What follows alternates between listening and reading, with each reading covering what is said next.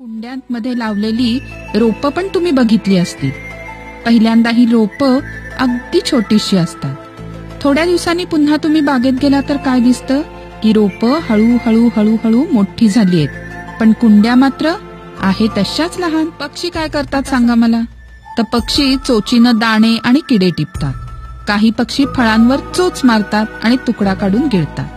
त्यांना दात नसतात आणि म्हणून ते चोचीनं टिपलेलं अन्न न चावता जसंच्या तसं गिळतात. नखं आपल्या बोटाच्या नाजूक भागाचं संरक्षण करतात.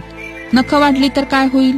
त्यामध्ये घाण साठेल आणि तुम्ही अन्न खाताना ती घाण अन्नाबरोबर पोटात जाईल. भूकंप म्हणजे जमीन थरथरते. जमिनीच्या आत खूप खोलवर खूप प्रमाणात हालचाली होऊन उलथापालथ होते. जास्त तीव्रतेचा भूकंप होतो तेव्हा जमिनीला भेगा पडतात, इमारती कोसळतात.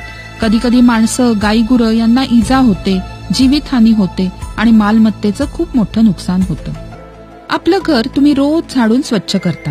म्हणजे घर जसं स्वच्छ ठेवायला पाहिजे तसा घराच्या बाहेरचा परिसर सुद्धा स्वच्छ ठेवायला पाहिजे.